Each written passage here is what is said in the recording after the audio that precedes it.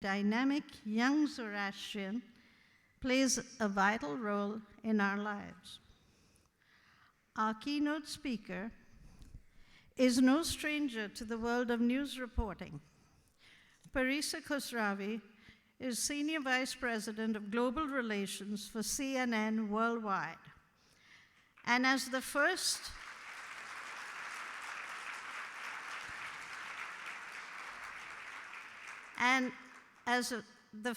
ever ambassador, she has played a vital role in the network's award-winning reporting on some of the most significant international stories of our time. Her achievements have been outlined in the bio in our program book. So I would prefer to share with you instead the glowing accolades she received from the EVP and Managing Director of CNN when Parisa announced her retirement. And I quote, "In an outstanding career that reaches across nearly 3 decades, Parisa has been a true witness to history. She has been at the heart of our coverage of all key world events since CNN recruited Parisa straight out of school. And she joined the company as a VJ. Her talent was quickly recognized, and Parisa played a key leadership role in CNN's reporting of the stories that have shaped our world." End quote. Please join me in welcoming award-winning CNN journalist Parisa Khosravi as she talks about how to follow our dreams and passion.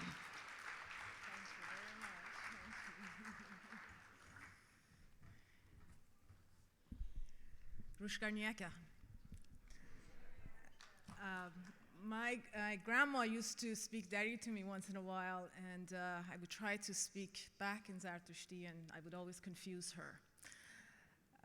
But I would try. It is wonderful to be here today with all of you celebrating our ancient and proud heritage. We follow our faith with the 3 principles of good thinking, good saying, and good doing. And I've done my best in my life to follow those 3 principles. As a community, we enjoy an incredible reputation of being good, honest people. I want to share a story from my childhood with you in Iran. My aunt was in a rush to get somewhere, and she was trying to parallel park.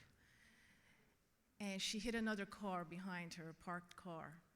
So she waited a few minutes, about 5, 10 minutes, 15 minutes, and then she had to go. And the person hadn't come yet. So she left a note on the windshield of the car and said that, "I'm sorry, I hit your car. I waited around and I had to leave. This is my phone number. Give us a call." So that night, the phone rings and my uncle picks up. And the gentleman on the other side of the phone says, "We're the ones whose car you hit. But before we get into the damages and discuss the cost, I have a bet. I have bet my wife that you guys are Zoroastrians."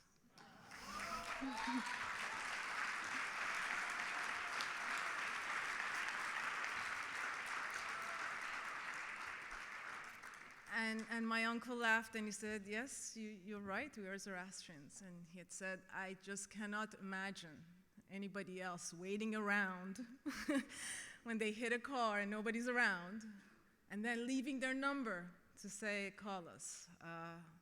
That is the reputation we enjoy, and I think we should be so proud of it, and I hope we every day do our best to live up to it. I have been raised by incredible parents. I really attribute my success, my career success, to my parents. And I have to say, apple doesn't fall far from the tree. My father is the true achiever and a pioneer.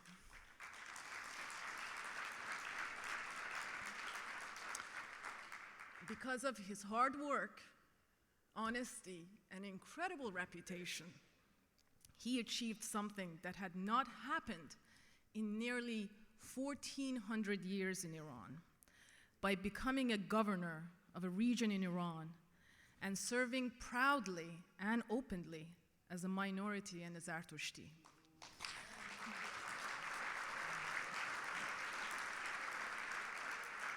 He was 35 years old at the time, incredibly young for achieving so much. He continued to be a pioneer and cut new paths as he rose in ranks and became Deputy Governor General of one of our major states in Iran, and Deputy Minister at a national level in his mid-40s, amongst many other ranks. I am so happy to be able to acknowledge my dad and his amazing accomplishments at this gathering and at this occasion of our own community, and to celebrate him, his incredible achievements and his unprecedented accomplishments. These accomplishments are not just his personal ones, but historical markers for all Zoroastrians. My dad is here today with my aunt. Please join me in honoring my dad, Ardeshir Khosravi.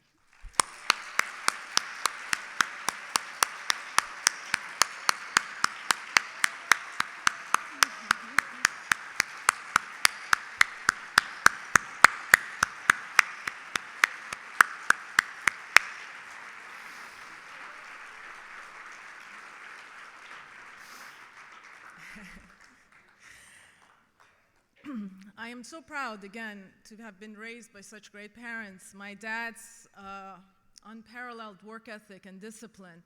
And my mom, I have to tell you about my mom. My mom is an ever optimist, and she has always supported me. She has always said, if you think you can do something, go for it. And you have to know this about my mom, that she is a warrior. She worries about everything, all the time. So although she was always concerned about my travels and some of the most challenging and dangerous assignments that I had to go on, she never projected her fear onto me. She would always say, just when you get there, call me. And when you get to the hotel, call me. When you take off, call me. And that was, the type of support that I've gotten and enabled me and emboldened me to go after some of my dreams and passion. I hope I'm half as good a parent to my child as my parents have been to me. I'll tell you about a story on how I got started in journalism. I actually remember down to the day and the hour when I decided to go into journalism. Probably many of you remember this date. It was the day that the American hostages were released from Iran. I was watching the live coverage of their release as they arrived in Germany at Ramstein Air Base. And I was a sophomore in high school. I remember watching this and I was transfixed. It was such an exciting and happy moment for so many reasons. And I was watching this live coverage, and the only other people, in the scene besides the hostages who were just released, and of course the officials, were the journalists running around on the tarmac and trying to get the story. And I wanted to be right there in the middle of it all, just like them. So the next day I went to my English teacher, Mr. Wagner. I said, Mr. Wagner, I want to be a journalist. What do you suggest I do? And Mr. Wagner, he said, oh, Parisa, journalism is such a tough field, and it's so competitive, and English is your second language, and you have an accent. So he completely discouraged me from following what I wanted to do, my newly found passion. And I just thought, what does he know? He doesn't know me. He doesn't know what I'm capable of. And I left that room thinking, okay, that's it for Mr. Wagner. I pretty much ignored him from then on. He might have been a frustrated journalist, I don't know. He was an English teacher running the school paper, and he never gave me an opportunity to take part in the paper, unfortunately. So I went to college, and I majored in broadcast journalism, and I didn't waste much time. I got right into it with going out and trying to kind of get myself into the environment. So I went to a small radio station in Chicago called Chris Radio. It was for visually impaired and handicapped, to volunteer. And the program director, she said, why don't you apply for an internship? And I said, well, I'm a freshman. I don't think I can get an internship. And she said, apply anyway. So I did, and they gave me an internship. So I went to my dean to try to get school credit for it. And he said, who are you? And I said, I'm a freshman. And he said, what are you doing with an internship? And I said, well, I went to volunteer and they gave me an internship. And he said, well, we've never had a freshman intern before. He said, we'll have a board meeting, come back next week, we'll see what we're gonna do. So I went back the following week, and he said, we decided that if you're in such a rush to get into the business, we won't stop you. Which I really applaud my school and my dean at the time for their really forward and out-of-the-box thinking. And that really started it. I did 7 internships. Almost every semester I did one. And to the young folks in the room, that's one of the things I want to talk about. You know, you might know what you want to do, but it's really important to get yourself in those environments and really make sure, is it what you think it is? For me, you know, I knew I wanted to go into international news, but each internship helped me, whether it was what I wanted to do print or broadcast or radio or TV or on-air or off-air. I put myself in those environments to just see what I liked and what I, most importantly, didn't like. So when CNN came to my school, almost around graduation time, I interviewed with them, and I had a little resume of all my internships. It was actually the only resume I've ever written. And I handed it to the lady who was interviewing, and she offered me a job right then for an entry-level job at CNN, and I just said to her, she said to me at the time, she said, why would you take a job for so little pay? It was very little pay. And I said to her, I said, I want the experience more than I want the money. And this is another thing. I mean, a lot of my professors actually questioned my decision. You know, CNN wasn't that well known in the late 80s yet. But I had read about Ted Turner, and I had read about his vision of committing to international news. I could have stayed in Chicago. I could have easily made 2 or 3 times the income at that level. But I didn't want the short-term gain, the monetary gain, to derail me from the long-term vision and dream I had to follow my passion of international news. So I remember I graduated on a Wednesday and packed my car with my brother, Kurosh, and we drove down from Chicago to Atlanta on a Friday, and I started that Monday. And so less than a week after graduation, and that was really 28 years ago now. And it has been an incredible experience. I've loved my years at CNN. Not to say it's been easy. It's been, you know, incredibly demanding and stressful at times.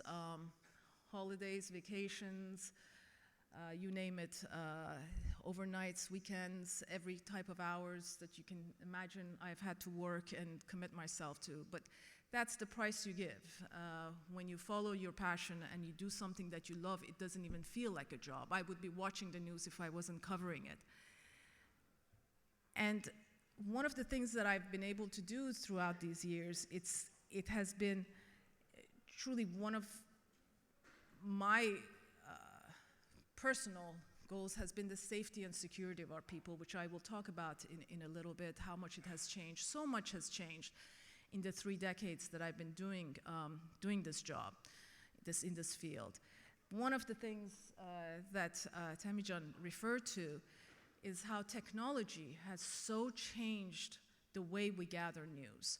It used to be, if you remember the first Gulf War, the live coverage from Iraq, that required a satellite dish that maybe weighed 2,000 pounds, 20 huge cases of equipment that we had to move around, and it was not easy. And I remember once having to divert a commercial airliner, actually make it do an unscheduled landing to pick up our people and our equipment. We were going to Somalia to try to cover the stories of the troops arriving. Those are the type of things we had to do. You know, you watch CNN, you turned it on at the time.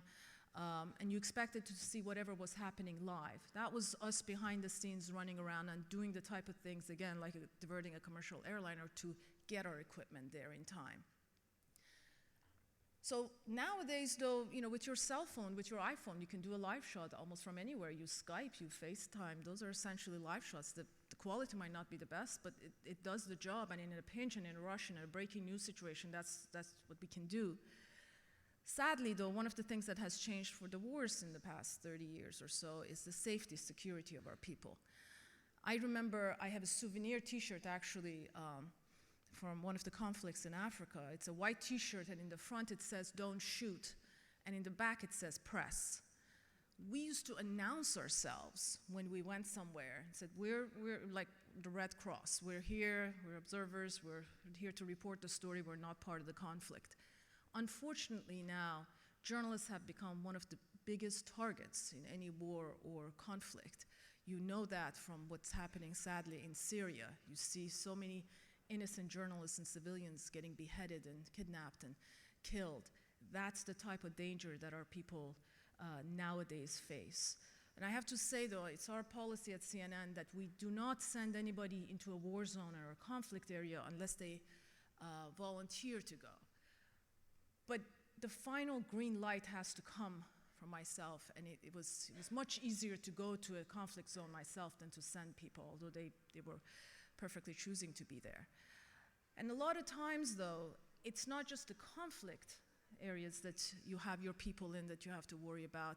A story that I think, unfortunately, all of us remember was the 2008 attacks in Mumbai. A number of different locations were attacked by terrorists, as you remember. One of them was the Taj Mahal Hotel belonging to the great Tata family. And I remember I was in my office and I saw this news alert crossing that there were some shootings across Mumbai. And I got in touch with our colleagues in town there, and I said, "What's happening? Is this something serious?" And they said, "We're checking into it. We're not sure if it's criminal or if it's something else." And then as the minutes went by, you could tell that there were a number of all of a sudden attacks in different locations. And the story was really building up. So we were covering it as a breaking story of attacks at the Taj Mahal Hotel, at the rail station, at some other locations. And I remember soon, we established where our people were, that they were safe, and then they were covering the story. And then within that hour, we got a call from our corporate office from the Turner side, and they said that a number of our commercial colleagues from our sales and accounting departments from Turner were actually in Mumbai for an event, and that they were staying at the Taj Mahal Hotel. And we didn't know how many they were, we didn't know where they were. It was in the evening, we didn't know if they were inside the hotel or if they were outside having dinner out. And so we quickly established who's actually there and then who's still inside the hotel. And we had about a half a dozen people who were inside the Taj Mahal Hotel, while the terrorists were going floor by floor, knocking down doors and executing and killing people. So we established contact with them, and I talked to each of them personally and said, "How are you? Where are you? What are you doing?" And just gave them some guidelines as to lock the door, close the door, turn off the lights, turn off the TV, put your phone on silent, so if it rings, if there's somebody behind the door, they don't hear it. Hide from eyesight behind a desk or a bed, so that again, if they knock down the door, they don't immediately see you guys. So we gave them these guidances for a while, and I had them on a group email, so I kept on checking in with them to see how they were. And you can imagine, they're not journalists. They were just essentially civilians. These are office workers who happened to all of a sudden be in the middle of one of the most dangerous situations. And a few hours into it, if you remember, at around 2 or 3 in the morning, local time, Mumbai, the hotel, one of the wings of the hotel caught on fire. So then it was a whole different urgency for us at what we were going to do with our people. And we decided that it's probably safer to get them out because they could die from the fire or smoke inhalation or who knows what else. And we one by one called them up and said, look behind your door, look at the exit route, and just run down the hallway and run down the stairs. And pretty much most of them did that. One of the ladies, and I can't, blame her. I think she was just frozen in her fear. And she hadn't moved. And I checked back with her, and I said, "What's going on with you?" And she said, I'm in my room. And I said, "Why aren't you leaving?" And she said, "But you told me not to leave." I said, "That was a few hours ago. Now there's a fire. You have to leave now." And she said, "But you told me not to leave." And I had to, in a very authoritative voice, and say, "Go now, run now." And we had people outside the hotel going around in the car. And as each of our folks got out of the hotel, they would pick him up and move on. And you can imagine those few minutes it took them to get out, and especially for her to get out, it just seemed like eternity.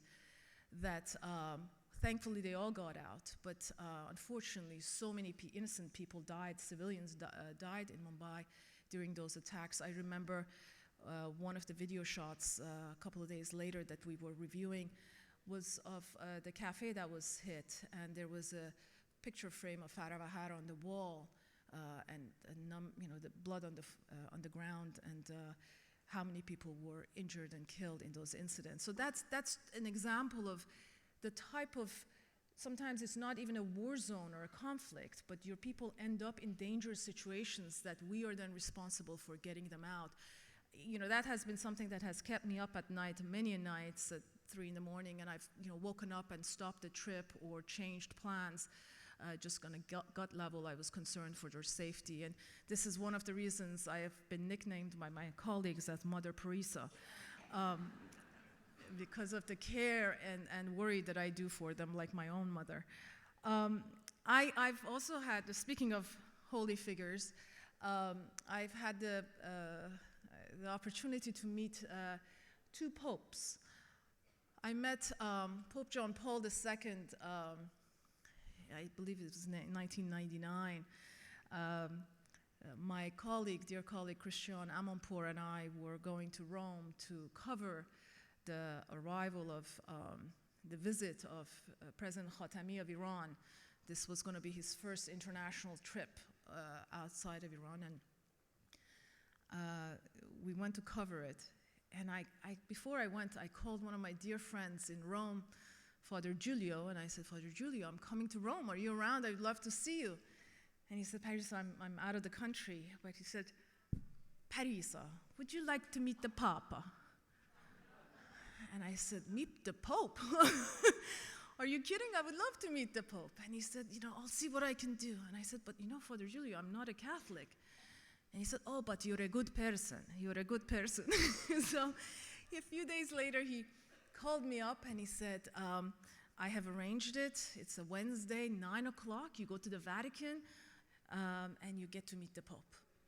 So I was very excited about this.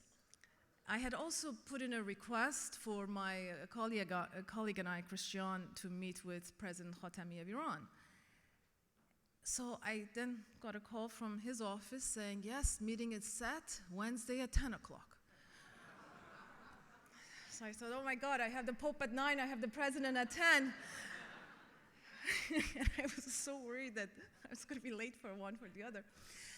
So I thought, the Pope is a busy man, he's just going to greet, say hello, and off I go. It's not going to take that long. I thought, okay, even a half hour, if I'll give that to him, and even, 15 extra minutes, 9:45, a car is waiting, they'll just take me to meet President Khatami, it'll be fine. So I go to the Vatican, and I go to the special gate, and the Swiss guards let me in, and it's a few minutes before 9 o'clock, and I see the room filling up, and they're mostly nuns and priests. So I'm sticking out like a sore thumb there, And it gets 9:05, 9:10, 9:15, and I'm like dying now, thinking, "Oh my God, this is getting so late." 9:20, and I keep looking at my watch, and finally one of these nuns turns to me and she says, "Are you late for something?" I'm like, "No, ma'am." We're waiting for the Pope, what are you impatient for? So I 9:25 and 9:30, I'm like really not in my stomach, and there's a rotary phone. This was 99. The cell phones weren't that prevalent, and the connections weren't there, so There's a rotary phone on the corner, and I tried to dial the number out, and I couldn't get out. So there was this other guy as part of the visitors. He was, I think, an ambassador for another country, and he had a cell phone. So I went to him, I said, can I borrow your phone, please? And I called President Khatami's folks, and I said, I'm so sorry, I'm running late, I'm stuck. I didn't even tell him where I was. I said, please go ahead, have the meeting with Ms. Amanpour. She's waiting, she's ready. I won't get there in time. And they're like, no, it's okay, Ms. Khosravi, we'll change some meetings around. You can come later, we'll meet with you when you get here. So anyway, it's now like 9:45, and they finally usher us into the corridors of the Pope. And they take us into this little chapel, his own personal chapel. And there was the Pope kneeling at the altar, and small space. And I sat down and I thought, and I looked at my watch again, it was right at 10 o'clock, and thinking, oh wow, okay, this is the time that I'm officially late for President Khatami. And I just sat down and I thought, for God's sakes, trust this. You know, you're in the Vatican and there's the Pope. You know, just take in the moment. So I promised myself I wouldn't look at my watch for the next half hour, and I just really, it was a very, very special experience. And we came out, they ushered us out, and they said that the Pope is going to come and greet us and, you know, give us a blessed rosary. And so I thought I was being, you know, quick and getting in front of the line so I can greet and leave. And of course, it was the back of the line, so I had to wait, and he greeted everybody, and it was a very, very special moment. And then we all were like being ushered out, and again, all these popes and all the nuns and priests were all again changing the garbs to their usual garbs, because before that they had changed into finer outfits. And I thought, I don't have time for this. So I was running down the hallways of the Vatican, and the Swiss guard saying, stop, stop. I'm like, I'm going, I'm late. And I ran out, and I went to the meeting with President Khatami, and I have to tell you that what I was wearing for the Pope was right for President Khatami as well. So black blouse and long skirt and a long black shawl, so it worked out. At least I didn't have to delay much between the two meetings. My meeting with Pope Francis, most recently, I got introduced to him as CNN's Secretary of State, which he got a kick out of, and so did I. But it really has been this kind of experience that I treasure, that my life at CNN, with all its tensions and stresses, have brought such incredible experiences. And I recently, as Tamijan mentioned, I recently announced my retirement from CNN, not from work, but from CNN. I feel like I want to give back all the muscles that I've built and all the things that I've learned in different ways to other areas. And you know, the reaction from the staff was overwhelming, because it really made me realize that I had in fact been following our three principles, that I have walked the walk. It was so wonderful to hear them and their praises, and the way I had throughout the years supported them and helped them and conducted myself, that I'm again very proud that was an evidence of my own behavior throughout the years that I certainly got. It was like hearing your obituary while you're alive. So it was very nice. But one of the things I want to also mention, that again, we believe in our faith, is giving back. Mubed Fariborze Shahzadi, who I hope is here, and I look forward to seeing him later, conducted our wedding ceremony about 17 years ago. And Mubed Shahzadi, during the ceremony, and he did such a beautiful job, he translated from Farsi to English, and all our non-speaking guests got to understand our faith and what we believe in. And one of the things he made us, Gudarz and I, commit to was to pick a day each month to give back and to do charity. And we picked the first Sunday of each month. And although I have to confess that I haven't done it on every Sunday, you know, my charity work, but I think it counts that if we have really committed to it. And I have colleagues to this day who remind me or ask me, what charity have you done this month? And I did something recently this year. I committed to walking 60 miles in 3 days for breast cancer awareness and research.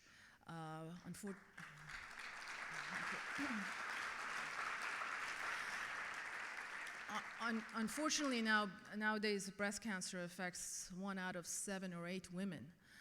It's a very, very serious issue. And I trained for months to be able to walk for 20 miles 3 days in a row. And I raised over $16,000 for the cause, which was, I'm very, thank you. But and I'm very proud, again, of being part of this and giving back, but it really gave me so much back. And I encourage this for everybody. It is really important to have quiet time and to think and reflect. We're so busy multitasking and always rushing around that we really don't have time to look at our lives and say, what I was passionate about before, 5 years ago, am I still passionate about now? Is my calling from back then still my calling now? This was part of my thinking and my processing as I did my training and reflected on my life. And this came up with my decision to move on and give back in different ways. And I think it's such a healthy opportunity to do that. And again, to the young folks in this room, I just want to say that just because you follow your passion doesn't mean that it will be easy. It will take just as much hard work, but you will get much more fulfillment. I deeply believe in putting in your time, paying your dues, and earning each position based on your own merit. Because when you step up on each position and move forward, your ground is that much more solid because you have built it and you stand on it. You didn't get there because somebody else put you there or pulled some strings. So, and I know, especially our millennials are a little impatient and they want to move on to the next thing and get the next promotion, but I deeply urge you that you really put in the time, because there is no such thing as overnight success. You have to earn it, and you have to earn it because of your own merits. And again, this was part of my own reflection as I decided to move on and give back in a different way. And as in closing, I just want to quickly recite a poem that honors our motherland or ancestral motherland, Iran and the birthplace of Zarathusht, by wishing Iran prosperity, freedom, and for her to be proud of us, her children. آباد باش ای ایران، آزاد باش ای ایران، از ما فرزندان خود دلشاد باش ای ایران. مرسی.